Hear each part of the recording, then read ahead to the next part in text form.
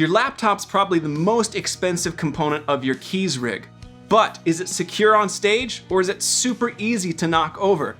Today's video, we're gonna be testing out the most common ways people choose to set their laptop on stage. It's important to protect that investment, not just so the moment doesn't get ruined or so your keys rig doesn't get unplugged, but so your laptop itself doesn't get destroyed when it falls to the ground. We're gonna test the 3 most common ways people choose to set their laptop on stage in this video: a music stand, a laptop stand, and a TV tray. We're gonna put them through a number of crash tests, sort of scientific, I guess, and see how each of these methods performs, and hopefully give you some tips for making your laptop more secure on stage. We're gonna knock a bunch of stuff over today. It's gonna be fun. Let's check it out.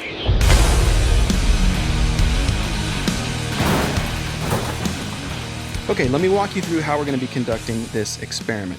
This is Happy the laptop. It's a 2011 MacBook Air that has not worked for years, and I definitely didn't want to break a computer that was actually working, so this is a great option. You know, Macs have had pretty much the same build quality for a long time. They're really well built. I feel like this is pretty indicative of how a Mac would fall. Besides, we're not really trying to break the laptop, we just want to avoid it falling in the first place. It does have a little case on it, because if it breaks during this experiment, I don't have a backup. I want it to actually make it through all of this testing. And then the bottom of this does have a little bit of a rubbery quality. I always use a rubber mat personally when I put my own Mac on any kind of stand that I just kind of take around with me, because that gives me a lot less likelihood it's going to slip around. We're going to be swinging this weight that I've put together. There's a couple hand weights in this bag, just tied up to the ceiling with some string. We're going to be swinging it from 3 different distances and trying to get it to strike the exact side of whatever stand we're testing. The distances are 1.5 feet, 3 feet, and 4 feet. This is just to simulate different intensities of bumps or people knocking into things. And we're going to see how these different types of stands perform. So for each test, we're going to do it from each distance 5 times and then just track how the stand performs. Lastly, I've decided that with stands that have 3 legs like this, I'm always going to point one leg directly towards what would be the keys player's keys rig. So we're hitting it from the side here, and we're always going to have one leg facing forward. Depending on where the vulnerabilities or the likelihood of somebody bumping into your own rig might be, there's probably a better leg position that's specific to your stage. But I feel like this is the most general way for us to conduct this test. So from 1.5, 3 feet, and 4 feet, we're going to bump into the side of this thing 5 times each and see how things go. Then we'll swap out this music stand for a laptop stand and a TV stand and see how they all compare against each other. Let's knock some stuff over.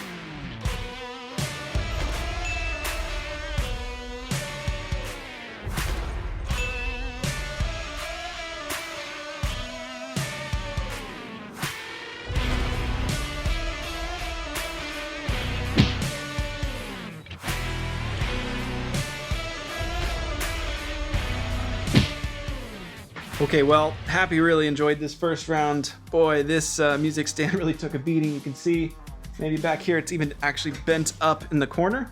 Really kind of got destroyed. So from 1.5 feet, it made it through all 5. From 3 feet, immediately just destroyed, completely knocked over all 5 times.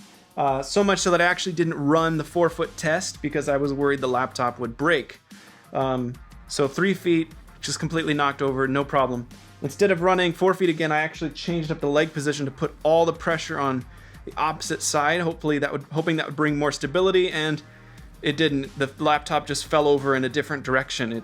All the pressure just transferred in between where the bases of the legs are, still got knocked over. Then what I did is actually take some weight here, I'll show you, and reinforce the base. Got a little weighted mic stand there, and then just another light bag I put a couple weights in. If you were gonna do this long term, you'd use a sandbag or something like that. I weighted down the 2 legs here on the opposite side of where the pressure would be, and the laptop actually survived drop tests from both 3 feet and 4 feet. So just adding some sandbags, some weight to the base of this really cheap music stand that I bought off Amazon for maybe 20 bucks, if that. Adding some weight to the base made it massively more stable. It was a huge improvement in how easy it was, or how difficult it was to knock it over. Okay, next let's try out a laptop stand from the brand Samson. Samson's known for making really sturdy guitar stands, and I have a little bit of a bias that this is going to hold up much better to our testing. It's a tripod base for the legs as well, but the center of gravity I think is much more spread out. I'm hoping that it's going to disperse the impact much more effectively. The tilt of the stand itself also locks in place, and there's a pin that locks the height of the stand. So I'm really curious to see if this does any better than the music stand. And again, because we're being scientific, my bias is that this is going to do a little bit better, especially at those higher impacts.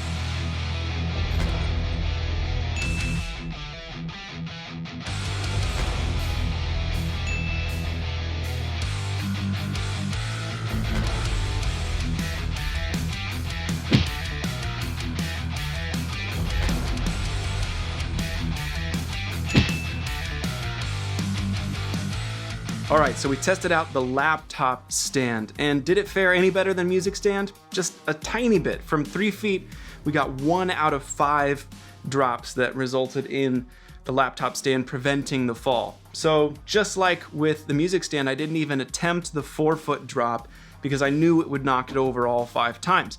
Instead, after the 3-foot drop, I pivoted that leg again so it was exactly opposite the point of impact. That did make a big difference. The laptop stand actually did a better job of preventing falls from 3 foot. Then I added some weight to the base, just like we did with the music stand. Because of the way that the tripod legs are positioned here, there's a lot less wobble here, and I think that really aids the stability. I was able to add a weight in the center and then also add some weight to that leg. Now with that weight added, this stand really did a much better job at preventing falls from both 3 feet and even from 4 feet. It is interesting to me though that the biggest variable or improvement made so far is not between a music stand and a laptop stand, but between an unweighted base and a weighted base. So that's definitely something interesting that kind of goes against what I thought would happen as we started doing this testing. Lastly, let's check out a TV tray. This is just a standard TV tray you could get at any department store or from Amazon. I'm using one from my house. It's a little bit shorter than these stands, so I'm going to drop the height of weighty, which is what I've decided to name this little guy, so that it hits on the same part of the TV tray as these stands we've already tested. This is a standard TV tray. It's got 4 legs. It's one of those folding TV trays. If you own a TV tray, it's like this one. So I'm really curious to see how this does, because it's really lightweight. It's not really meant to do this, but it does have 4 legs instead of 3.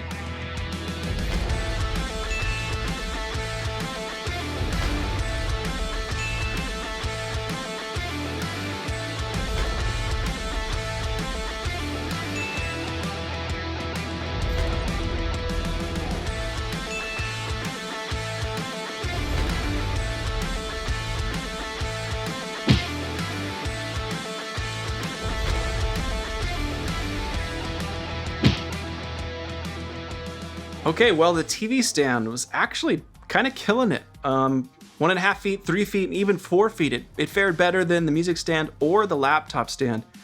And I can attribute that to 2 things. I mean, the obvious one is that it's got 4 legs instead of 3, so things are spread out a little bit more. It's got just more contact with the ground. I think another factor that we really can't rule out here is that its center of gravity is lower, because as I mentioned earlier, this TV tray is lower to the ground than either of the other options. And in the real world, I'd probably need a higher TV tray, where I'd actually be putting it up on some sort of riser to get it at the right height so I could use it during a performance. But nevertheless, the TV tray did really well. Then I added some weight to the base, and this thing became super difficult to knock over.